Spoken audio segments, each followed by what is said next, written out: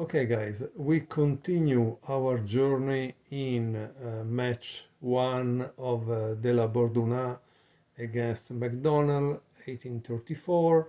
This book has all the 85 games or their six chess matches, and there are also additional games.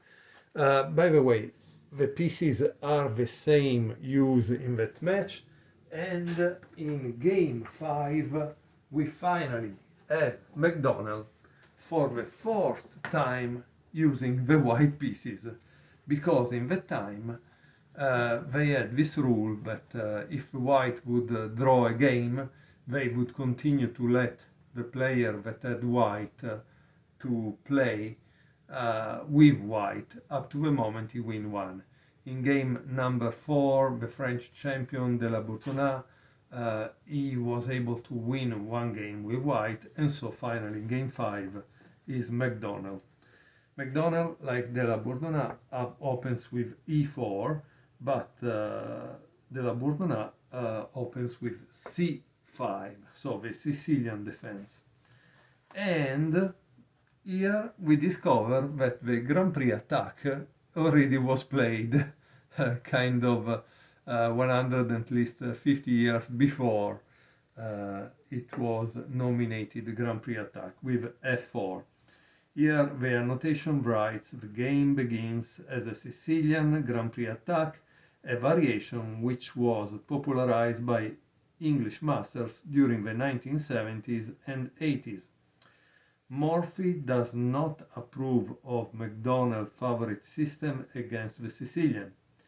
Here it says, if there is anything to be regretted in connection with the combats between these illustrious players, it is the pertinacity with which Mcdonnell persisted in adopting in two of the debut, with which most frequently occur, a line of play radically bad. Against such an adversary as La Bourdonnais, the disastrous effect of Mcdonnell's early moves in nearly all of the Sicilian games and Queen's Gambits could not be overcome even by the very best afterplay. Here it says, and notice that gives the descriptive notation, and it says the knight, king, knight, bishop 3 is better, or pawn, queen 4 are those generally recognized as the best. Okay. So after f4, black played e6. This remains one of black's most viable resources today, even though d5 is more thematic. So knight f3 and d5. And here white played e5. Notice that this e5, in my opinion, to bring you to the French advance. And look at here. I didn't even read it, but because I have played this thing as black, so I know that in this case I pass to the French and I'm peachy. Why? Because I know the French. Here it says the advanced variation is rarely played in the Grand Prix attack, so this position is just as likely to arise out of a French defense. Yeah. Okay, so what did black play? Here it says also that the pawn chain resulting from the text will play such a major role throughout the series that we might be tempted to dub it the Mcdonnell variation. But the analysis of this line dates further back to the legendary Philidor. And black continue with knight c6. Now, guys, the problem is legendary Philidor. Well, it's possible that we have lost some books, that we never read them, and so we don't know, but maybe also in that case, more than 200 years ago, they already analyze all these lines. We just don't know it most of the time. c3, f6. Okay, knight a3 and knight h6. All knights have their sight set on d4. So this one to go here to control d4, but this one to go here to control d4. Okay. Knight c2, yes, like I thought. Bishop e7, d4, and now black plays castle, but here Staunton, and again we see the fact that the book is good because he gets the comments from many different sources, and today would be difficult to do such a job. He says that Staunton consider this queen b6 the best.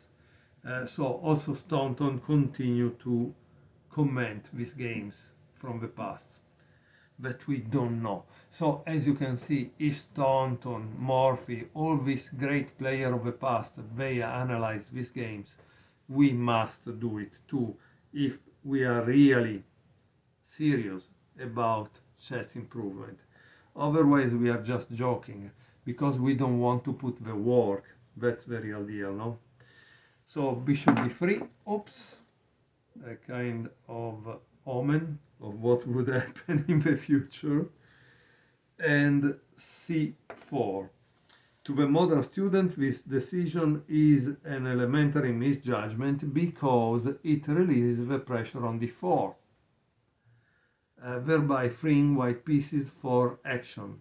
Almost any other move would have been preferable. So instead of pawn c4 would have been preferable queen b6, bishop d7, or even f5. And c4 not so good. Honestly, today is played c4, but not with the castling on this side, with the castling on the other side, and generally the bishop d7 kind of goes to f4, if I remember, something like that. It's a special line of a French advance which makes the king safe to be castle on the queen side. Bishop e2, bishop d7, castle, and here there is b5. As you can see, black is meant to have a queen side attack. Knight e3, a5, king h1 to avoid problems on that diagonal probably, and also it's possible that he wants to attack on that side. And black plays f takes e.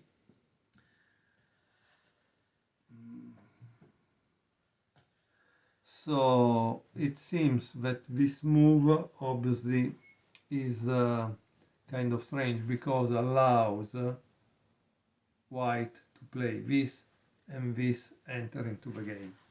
I will pause now for a second and let's see if there is a pause on this thing. Yes, there is. Fantastic. Okay, it seems it didn't really pause. I strangely stopped the video and now I start again. In any case, luckily there is a way to put the videos together. What a pity that he didn't actually pause it. Okay, so we were saying that now white can play this move and this bishop enter into the game, so it's a kind of interesting.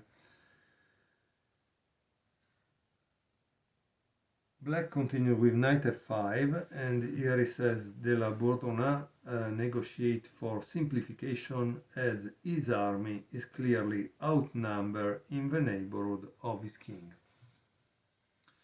So what do you think you would play if you were white in this position? Now, Generally, when the center is close, the action is on the side, right? Because the center is blocked. Since you cannot, with white, attack on this side because you would just help black to obtain whatever you want, obviously you must attack on this side. What is the move at attack? The move, once more, is g4. Again, they told you guys that the move g4 was invented by AlphaZero. As you can see, 190 years ago or more, they were already using it without even knowing that computer programs existed. Like I said, once you have moved your pawns, behind there is a vast array of weak squares. In this case, black takes only 3 because he thinks that if he exchanges enough pieces, he will block the enemy attack. But this is not the case, because now white has really an overwhelming majority of pieces. White is ready to attack. Black, however, plays bishop e8, trying again to bring the pieces, right? Here it says the Parisian master defends with common sense, maneuvering his bishop to its only active post, from where it can bolster the kingside defense. In fact, here it was just a pawn, right? But here it becomes a bishop again. White plays queen d2. That is a very important move because it helps to control this diagonal and then connects the rooks. Bishop g6 and knight g5.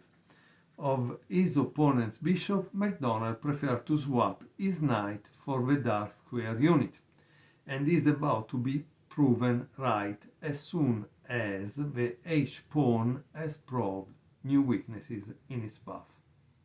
Okay, so what does black play? Black plays bishop takes g5.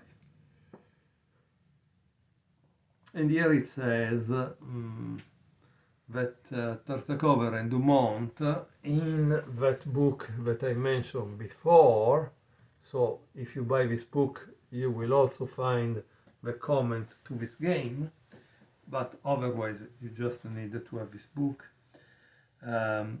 They commented about the fact that black could have played queen d7 instead, but they give a line that gives advantage to white.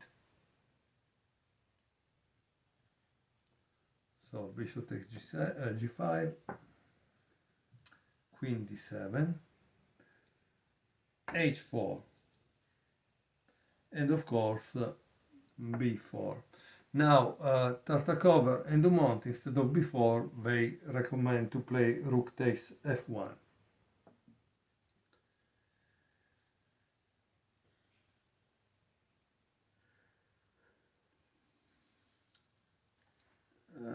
King h2, b takes c, b takes c, and a4.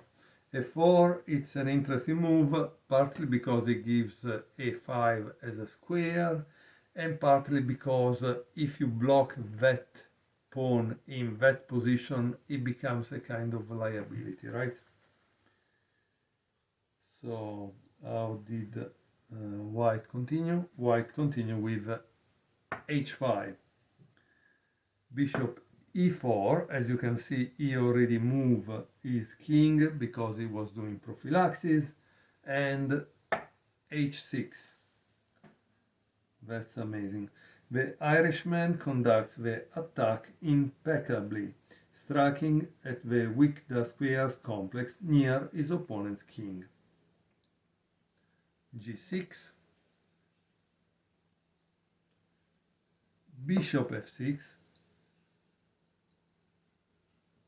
rook a b8, bishop g7, and now there is queen e7.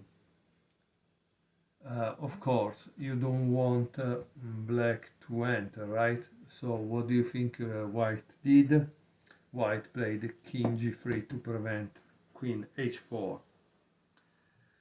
And now black exchanged the rooks, but here there is a comment by Andersen, again another great player that shows that he studied the games in this book. If Andersen did it, we should do it too, right? Because Andersen was known for playing the immortal game, right? Rook takes f1, rook takes f1, a3, rook f6, knight a5,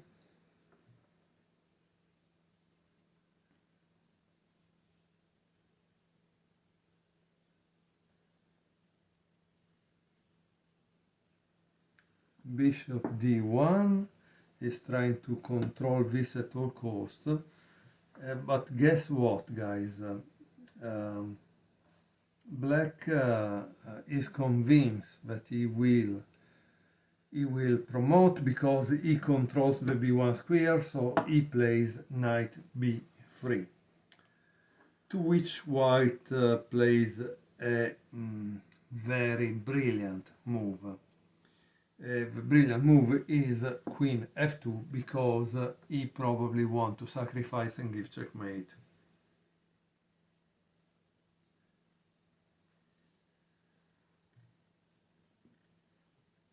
Knight c1 and bishop a4.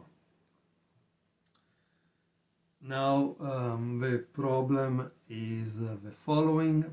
What do you think white wants to play? Because this is a, you must guys always ask yourself what is the meaning behind that move. If you don't do that, you will never become good players. The idea here is bishop d7, because he can take that. If the queen takes here, unfortunately there is rook f8, rook takes f8, queen takes f8, checkmate. So that's why bishop a4 is such a strong move. Knight d3, kind of attacking the queen, queen f1, and now there is g5. This is a decisive weakening mistake. Why? You will see it. Bishop c2. Try to discover, guys, why bishop d7 is not good anymore. Again, sometimes one move makes a big difference into the game. Okay, after bishop c2, black makes a mistake. He should have played probably knight f4. Instead, he plays knight c5. D takes c. Bishop takes c2. c6. Bishop a4. And what do you think black did? Cioè, white did? As I told you, is the same, you know? If you lose control of f8, it's gonna be a checkmate there. And so what did he play? c7, no? Rook e8, and now there is queen c1 attacking this, right? Mcdonnell c-pawn has served its diversionary purpose. The eroding pawn cover of a de la Bourdonnais king is about to crumble. Queen takes c7, queen takes g5, bishop c2 because you want to put it on g6 when you move this, bishop f8 check, and bishop g6. and now there is bishop takes a3, removing that threat. Now black plays queen d7. In the book there is a note about queen a7 that is refuted, so try to see why or buy the book. Queen d7, bishop d6, and between his pressure on the king side and the play of his a pawn, because now the pawn can be pushed and is a pass pawn, Mcdonnell should have no trouble scoring the point. Bearing this in mind, de la Bourdonnais makes a desperate bid for breathing room. Okay, what did he do? He played d4. Clearly they are playing a very nice game. Queen f4, queen c8. Otherwise, again, remember guys, you cannot go somewhere else because otherwise this is over, right? So queen c8, queen d4, queen d7, queen f4, queen c8, and now there is a4, and black resigns. Here it says this is perhaps the fourth recorded game in chess history in which one master successfully converted a positional advantage against a fellow master over a prolonged struggle. Although the close nature of the play permitted few complications, Mcdonnell's nearly flawless performance must be applauded as the most impressive thus far in the match. Okay guys, so after this there is game number 6, in which de la Bourdonnais is white, but he will lose finally as white. I hope you enjoyed this game coming from this wonderful book, and see you next time.